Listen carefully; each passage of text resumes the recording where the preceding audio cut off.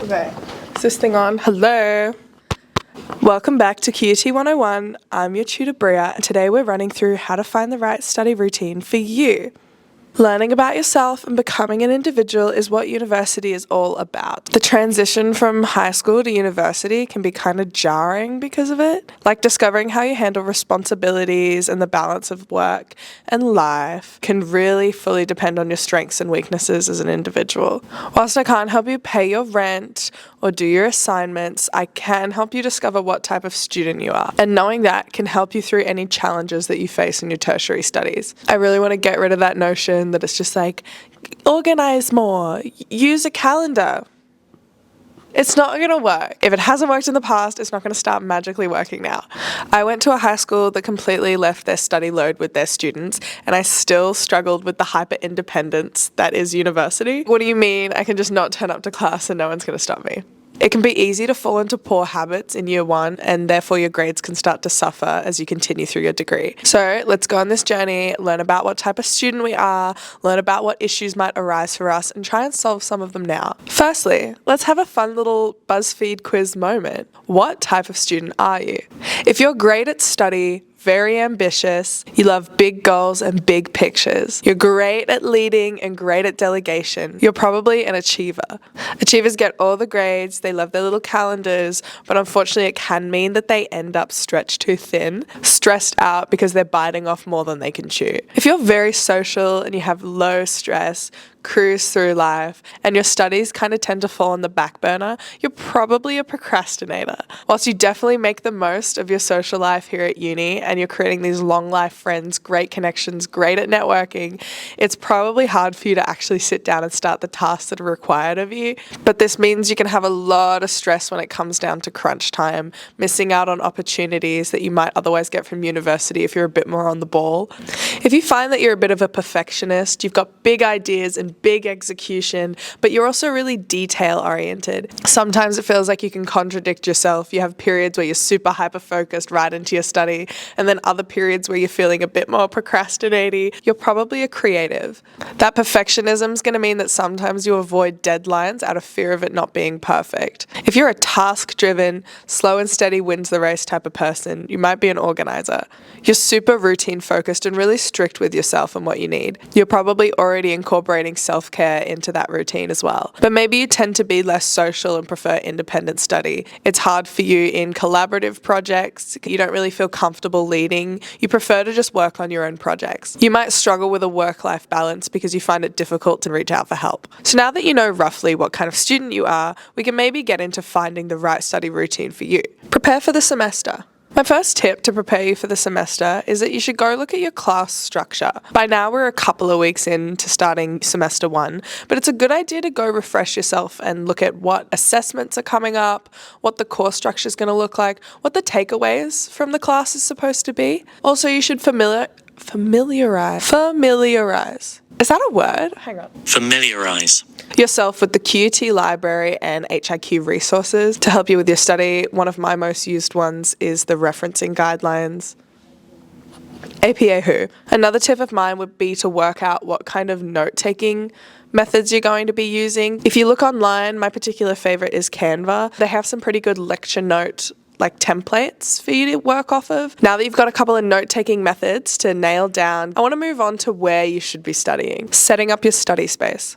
You've probably heard it all before. Your ideal study space has got to be clean, quiet, free of distraction. That's not always going to be possible for us though. I don't know about you, but I live in a share house. I don't have a space for a desk outside of my room, and I'm a messy girl. I am a messy girly. I found that studying on campus can really help me. The QUT library or local cafes are great. My personal campus is Kelvin Grove, so I love all the little study nooks in Z9. Mwah. Bonito. Achievers and organisers, you guys have probably already got yourself a desk. But I would recommend, if you can, trying to find a study space that is outside of your bedroom. You guys might find that you tend to bring your work home with you. Having a study space next to where we sleep can actually bring on stress and negatively affect your sleeping patterns. But again, I know this isn't always possible, so I really do recommend trying to find a study space that's yours at QUT. If you find that you're getting a little too social, here's how to set up a desk free of distraction. That's my boss. Hi, Flo. Procrastinators. Try noise cancelling headphones. I want you to block out all sound that can be used as distractions. Have a bottle of water with you, have your snacks right there. I don't want you to be like, oh, I want some snacks. You go into the kitchen. Oh, what's in the kitchen? You get distracted. The TV's on. You go to the TV. It's game over. No study is happening then. Creatives. I want you to try lo-fi beats to study to. There was actually a study that found out that little anime girly actually increases your ability to stay focused. The snare acts as a sort of white noise and improves your memory recall more than if you were just studying in silence. That is insane. Here's my research. I'm an academic girly. Look at that. And referencing, using that QUT referencing resource that I told you about before. Achievers and organisers, I want you guys to actually try something different. Have a hobby nearby. I want you to use this as something in between your study breaks, which can be a little bit more enriching than if you were just scrolling on your phone when you're having a bit of a break, having some lunch. Maybe we should take a look at some study methods to try. Achievers, try SQR. That's SQRR. This technique is used for lectures and overall classes to avoid overworking yourself and studying things that mightn't be necessary to your workload. Here's the method here. I'll give you a second to pause and check it out. Organisers, you guys love a routine. If your course requires a lot of memory recall, try out some spaced practice. This will lend nicely to your enjoyment of routine without overdoing it. Spaced practice is about reviewing and revisiting content that you've learned after you've learned the content. This is going to help you get on the right side of the memory retention curve. Procrastinators, your study hack is kind of cute. This is the Pomodoro technique. Pomodoro actually means tomato in Italian. It was invented by Francesco Cirillo, where basically he had a little timer that was shaped like a tomato. So cute. And he would set it to 25 minutes, then give himself a 5-minute break, 25 minutes, 5-minute break, rinse and repeat, and then give himself a bigger break every 4 chunks or every 4 Pomodoros. So cute. So in the first Pomodoro, literally just read over your class notes, keep it so easy, and then it'll start to kind of get you in the swing of it. If that's not working, I want you to try something I call the sensory deprivation chair. Wake up, you know you have to study. Get your coffee, get your breakfast, no phone. Put a chair in the middle of the room, and then you just sit on the chair. I want no stimulation. You sit there until you get bored. If you get so bored that you want to go on your phone, you want to cook, you want to do something, instead of doing that, go and study. If the study sucks, if it feels like you're burning and aching, you're like, I don't want to do this, go back to the chair. Hang out on the chair for as long as it takes. And then just repeat that method until the study becomes interesting. It works. Creatives, I want you to try something called body doubling. If you've got a friend who's an achiever or an organizer, this is really going to help you.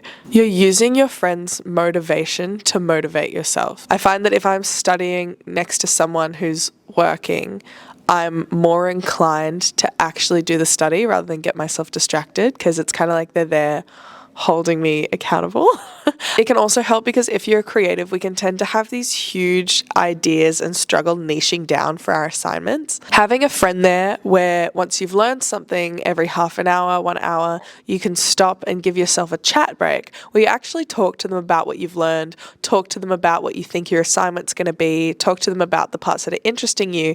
It's helping you reinforce the knowledge that you've just learnt, but it's also helping you niche down. So that's it for today's lesson. I really hope these study techniques are going to help you. It's a great idea to look at those strengths and weaknesses of what type of student you are and see if there's any other solutions you can come up with. And I want to make it super clear, no matter what type of student you are, any of the methods that I've listed could actually help you.